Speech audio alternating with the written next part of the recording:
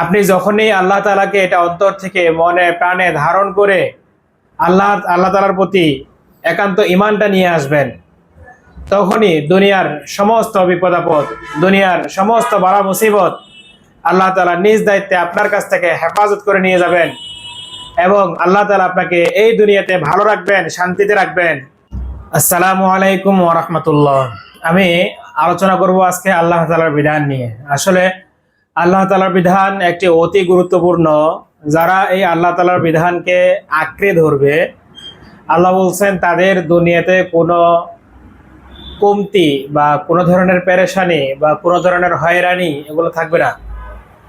আল্লাহ তাআলার বিধানটা কি? আসলে মূলত আল্লাহ তাআলার বিধান হচ্ছে আল্লাহ তাআলার একত্ববাদকে স্বীকার করা, যে তিনি একক এবং অদ্বিতীয়। কুল হুয়াল্লাহু আহাদ আল্লাহুস সামাদ লাম ইয়ালিদ ওয়া লাম ইউলাদ ওয়া লাম ইয়াকুল লাহু কুফুয়ান আহাদ।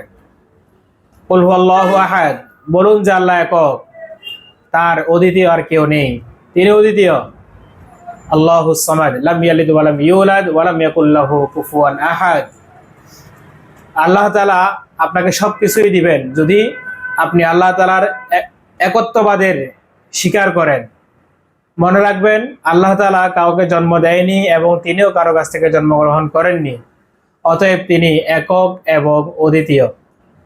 আপনি যখনই আল্লাহ তাআলাকে এটা অন্তর থেকে মনে প্রাণে ধারণ করে আল্লাহ তাআলার প্রতি একান্ত ঈমানটা নিয়ে আসবেন, তখনই দুনিয়ার সমস্ত বিপদ আপদ, দুনিয়ার সমস্ত বালা মুসিবত আল্লাহ তাআলা নিজ দায়িত্বে আপনার কাছ থেকে হেফাজত করে নিয়ে যাবেন এবং আল্লাহ তাআলা আপনাকে এই দুনিয়াতে ভালো রাখবেন, শান্তিতে রাখবেন। অবশ্যই এই দুনিয়াতে ভালো এবং শান্তিতে থাকার জন্য মূল উদ্দেশ্য টাকা পয়সা বা আর্থিক অবস্থা এমন কোনো কিছু নয়। বলা হচ্ছে যাদের অতিরিক্ত টাকা পয়সা তাদের আরো চাই, তারা এই টাকা পয়সা নিয়ে আরো প্রচুর পরিমাণ টেনশন, প্রচুর পরিমাণ অস্থিরতা, প্রচুর পরিমাণ এই টাকার দিকে তাদের মনোমুগ্ধতা, তারা আল্লাহকে ভুলে যাওয়ার পথে থাকে। অনেকেই আছে আলহামদুলিল্লাহ আল্লাহকে স্মরণ করে।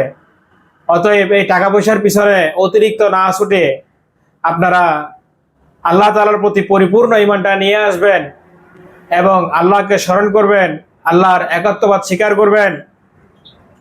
দেখবেন ইনশাআল্লাহ আল্লাহ তাআলা আপনাদেরকে